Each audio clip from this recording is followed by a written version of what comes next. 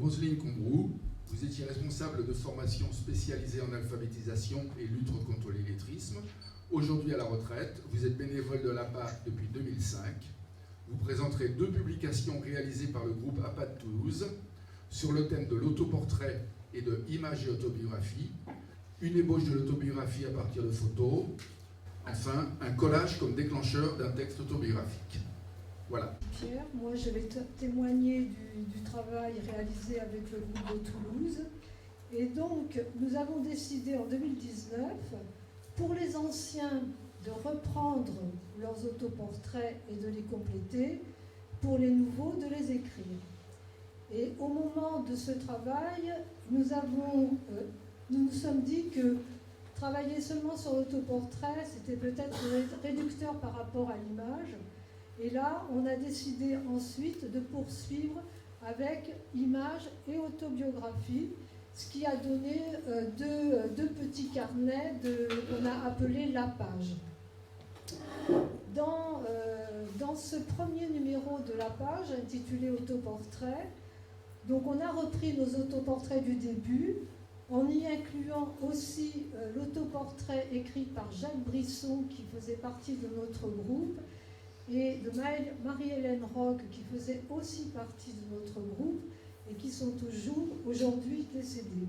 Donc pour nous, c'était aussi, ils faisaient partie de notre histoire. Donc, par rapport au travail sur l'autoportrait, on a repris nos autoportraits par écrit, et ensuite, on les a complétés par un travail de collage.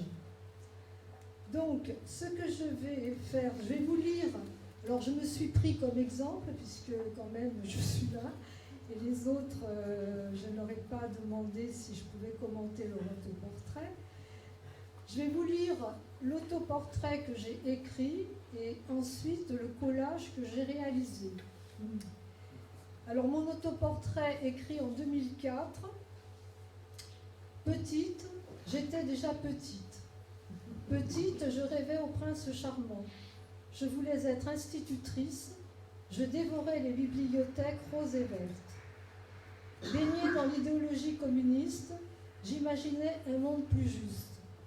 Mes convictions mises à mal par la bourrasque de 68, ma vie a pris un tournant décisif. Quitter Paris pour Toulouse par amour. Vivre l'aventure communautaire. Militer dans le mouvement des femmes. Devenir formatrice auprès d'adultes illettrés, expérimenter le théâtre de l'opprimé, le clown analyse, investir la vie associative et militante, faire toujours faire jusqu'à l'oubli de soi, jusqu'à se perdre. Tout au long, l'écriture comme une urgence pour crier, exulter, transmettre, consigner, se mettre en ordre, vivre. La lecture comme une révélation, une compagne. Sur le chemin, je fais des rencontres formidables. En 2019, je l'ai complétée, un peu plus petite et des rides en plus, un peu moins d'investissement militant mais beaucoup plus à la pas, avec la retraite, un recentrage sur la vie personnelle, toujours beaucoup de lecture mais moins de mémoire, moins d'écriture mais des collages, toujours une attention au corps mais toujours plus d'arthrose, plus de cinéma, de théâtre, mais une audition en baisse. Malgré une actualité souvent déprimante, garder confiance en la jeunesse.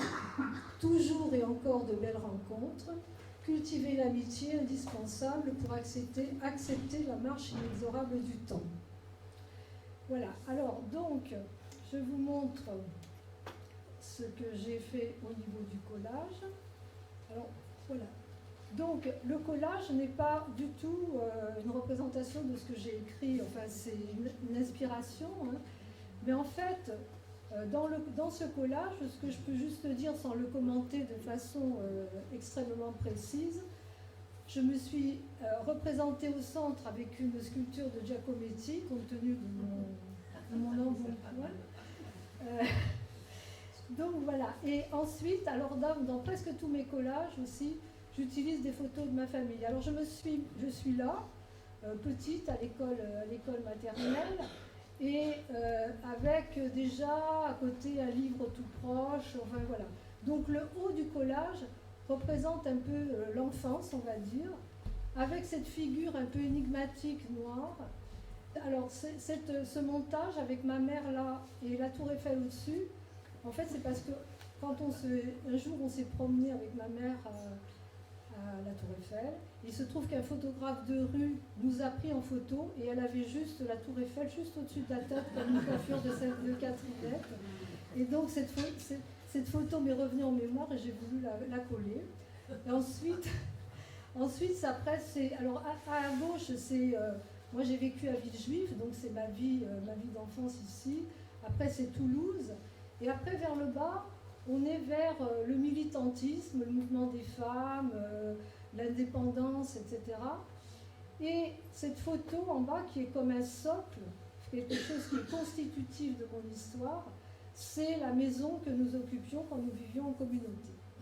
Voilà comment, de l'écrit, j'en suis venue au collage. Alors, dans ce numéro de la page, on va retrouver aussi des écrits sur des autoportraits d'auteurs connus comme Christian Bobin, Michel Léris, etc. Et ensuite, ce que j'ai eu envie, alors là c'est moi qui l'ai proposé, je ne sais pas si vous aviez eu l'occasion en 2007-2008 à Paris de voir l'exposition d'Hélène Scherbeck.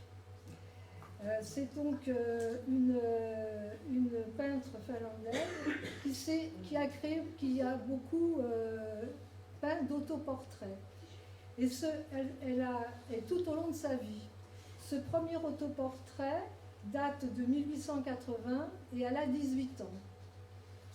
Ensuite, en 1884, elle se peint de cette manière.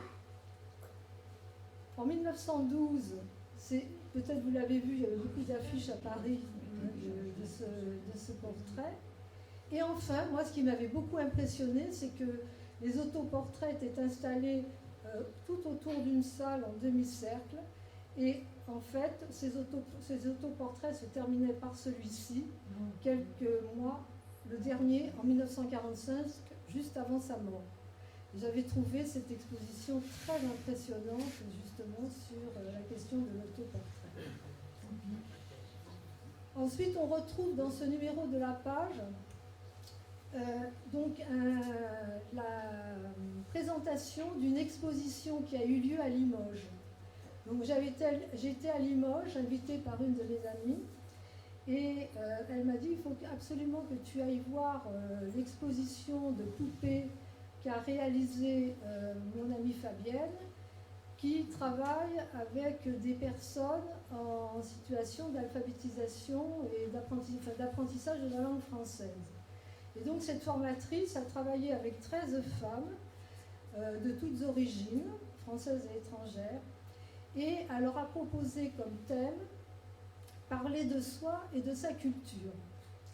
Et pour amorcer ce travail, parce que pour ces publics l'écriture est compliquée, comme vous pouvez penser, elle leur a proposé de créer une poupée avec une photo, serait transposée une photo d'elle ou de quelqu'un de leur famille. Donc après, elle faisait un travail de transfert sur le tissu.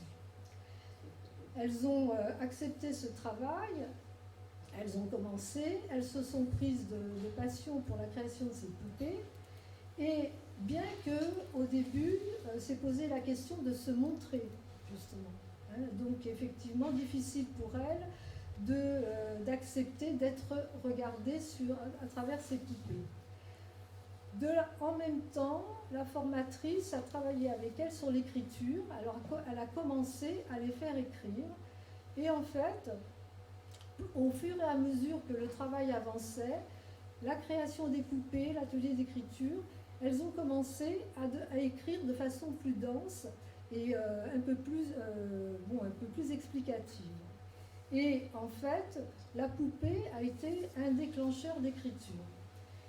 Et donc, je vais vous présenter en fait le travail de deux personnes. Donc celui-ci, c'est le travail de Claudine, et je vais vous lire une partie du texte qu'elle a écrit. Alors Claudine écrit ça. Je suis née à la campagne, dans l'Indre. Mon père et ma mère, leur métier, c'était domestique. C'étaient de belles personnes, très courageuses. Elles aimaient rire et danser. J'ai hérité de leurs belles racines. Pour ma réalisation, j'ai choisi de présenter ma mère. Elle était une belle et excellente cuisinière, une fée dans le jardin, dans le ménage. Elle a eu 6 enfants, tous l'aimaient. Je l'ai transformée en princesse. On dirait qu'elle voyage, c'est une star. Donc maintenant, le deuxième numéro de la page, est plus généraliste bien sûr. Donc il y a une partie importante de filmographie, bibliographie, plus ou moins développée, selon les personnes qui ont choisi de présenter quelque chose. Et on y a bien sûr répertorié tous les numéros de la faute à Rousseau ayant un lien avec le sujet. Donc c'est exhaustif. J'ai présenté dans ce numéro ce colloque que vous pouvez retrouver sur Internet intégralement, Territoire autobiographique, récit en images de soi, auquel Philippe avait participé. Il était venu à Toulouse pour ce colloque. Et donc là, vous avez vraiment de nombreuses interventions, la photographie, les films, la BD, etc. Donc c'est assez exhaustif sur ce champ. Cette photo est accompagnée d'un texte de Lucie, qui est dans notre groupe, et ce dont elle a appelé ce texte la photo jaunie. Et elle y présente les personnes qui sont sur cette photo. Elle parle d'elle et du contexte dans lequel elle les a rencontrées enfants.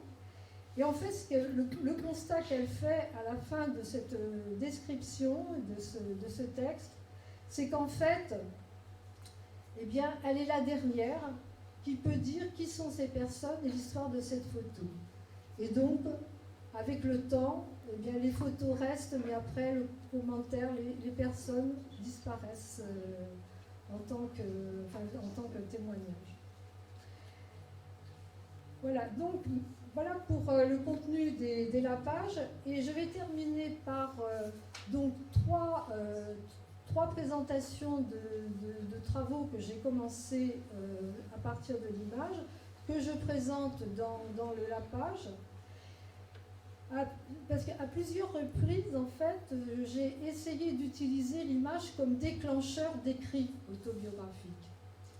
Alors, ce sont des ébauches, aucune n'est terminée. Bon, c'est en fait pourquoi je ne sais pas trop, c'est les exigences, les imprévus de la vie, donc je n'ai pas poursuivi. Mais souvent, ces cahiers m'ont quand même accompagné pendant plusieurs mois. Et le premier travail que j'ai réalisé, ça a été, souvent je me dis, j'ai toujours pas écrit mon autobiographie, comment faire, je ne sais pas trop par quel bout la prendre, j'ai des écrits un peu partout, tout ça est très éclaté. Et donc je ne sais pas quelle pourrait être la forme. Bon, pour l'instant, ce sont des fragments épars. Donc, dans ce premier cahier, que j'ai appelé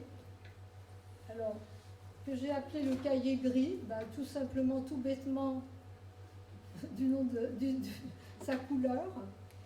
Et voilà, c'est pas original, et comme n'est pas original du tout ce que j'ai fait dedans. Mais en fait, il a quand même une petite histoire, ce cahier gris. Il est la suite, il aurait dû être la suite du cahier rouge. Le cahier rouge est un cahier que nous avions écrit avec mon amie Catherine, ensemble, à 4 mains, et qu'on a déposé à la PAM. Et quand ce cahier a été terminé, le cahier rouge a été terminé, elle est partie en Guyane, et avant de partir en Guyane, elle m'a dit, tiens, je te porte le cahier, j'ai pas trouvé de cahier rouge, bon, je te porte ce cahier, on va continuer à distance. Et puis il se trouve que prise par ces nouvelles occupations, la découverte de ce pays, nous n'avons pas continué. Alors j'avais ce cahier chez moi, puisqu'il était chez moi, et puis un jour je me suis dit, qu'est-ce que je vais faire? Tiens, voilà, je vais prendre les photos que j'en ai pas beaucoup de photos chez moi de mon enfance et de ma famille. Mais je me suis dit, tiens, tu sais pas comment démarrer ton autobiographie, et bien commence par la première photo que tu as de toi. Et donc j'ai commencé le 1er novembre 2006 et j'ai arrêté le 6 septembre 2008, mais il n'y a que 7 entrées. Alors vous voyez qu'il faut du temps pour écrire. La première photo, cette photo, c'est ma mère et moi. J'ai 6 mois sur cette photo. Et donc j'ai écrit à partir de cette photo. Et alors ce que j'ai pu constater, c'est que je me souviens bien des lieux où sont prises ces photos, des moments, des atmosphères et parfois des sentiments aussi qui émanent, que je ressentais. Parce que ces photos, en fait, elles s'échelonnent de 55 à 68, donc j'avais quand même ensuite bien grandi. Ce sont toutes des photos en noir et blanc. Alors, paradoxalement, je me souviens aussi de beaucoup de couleurs, des vêtements, de la voiture qu'on avait à un moment donné, etc. Et ce qui m'a sauté aux yeux, ce dont je ne m'étais jamais aperçue, c'est que cette suite de photos, en la voyant comme ça, cette suite de photos, je me suis aperçue que j'étais toujours collée à ma mère sur les photos. C'était hallucinant, c'était vraiment dans le giron, ouais, et voilà, donc protectrice. Et en fait, toutes ces photos, en fait, sont source de digressions et d'interrogations et de réflexions qui me préoccupaient au moment où je les ai écrites. Donc ces photos couvrent 12 années de ma vie. Et ensuite, j'avais 11 photos de moi seule, prises chez le photographe, de moi à l'école, etc. Alors donc je les ai toutes... j'ai essayé de me souvenir des dates, ce qui n'était pas chose facile. Alors la coiffure m'a souvent aidée, les lunettes, enfin bon, c'était pas facile. Et sur la dernière, en fait, j'ai 18 ans et on est en 69. Ce cahier comprend 7 entrées, donc de 2006 à 2008. Voilà pour ce. Donc, et ça s'est arrêté là, je n'ai plus jamais repris. Alors, en 2017, je traverse une phase un peu difficile. Et je ne tiens plus un journal régulièrement. Et à l'APA, dans notre groupe APA, on vient de clôturer un travail de 2 ans sur la question de la création. On a édité un cahier APA, le jeu à l'œuvre. Et il se trouve que la création, pour moi, est un sujet difficile. Et pour la réalisation de ce cahier, on devait chacune se mettre à créer une œuvre et en tenir notre journal de création.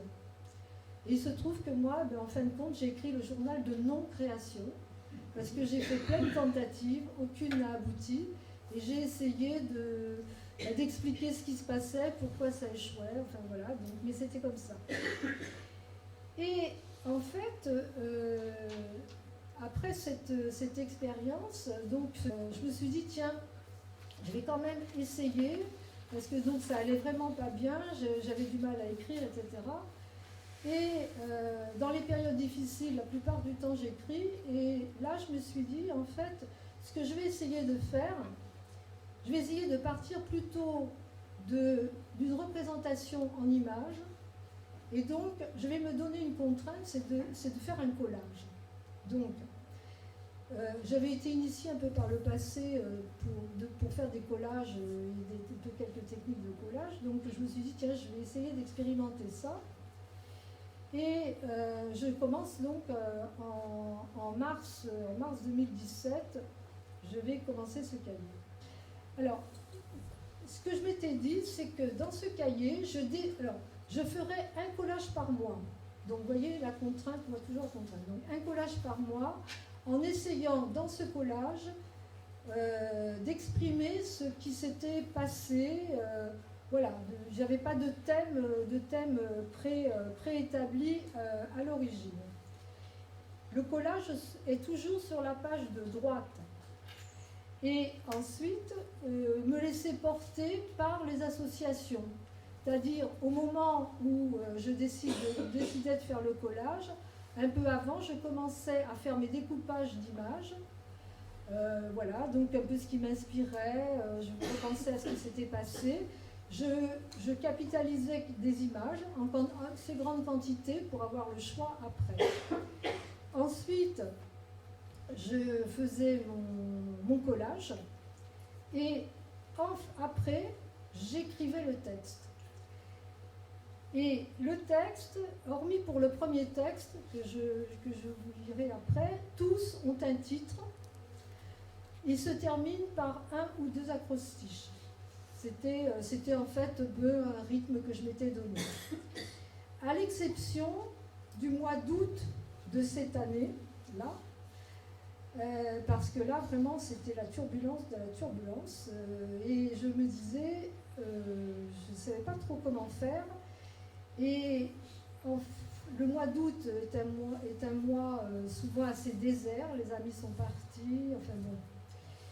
Et donc, je me suis dit, en fait, je vais essayer de faire un collage par jour. Alors là, j'ai commencé le mois d'août par un collage sur la page de droite, comme d'habitude, bien sûr. Et après, j'ai partagé la double page qui suivait en 30 cases. 30 cases de 6 sur 6, j'avais fait mes calculs et tout. Et chaque soir, je prenais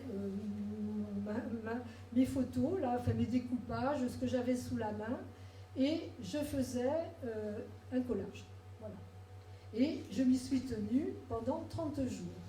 Et en fait, c'était vraiment important pour moi, parce que je ne vais pas vous expliquer pourquoi, mais en fait, j'ai pas d'enfant, mais j'ai une fille de cœur. Elle était très très mal, ça allait très très très très très mal.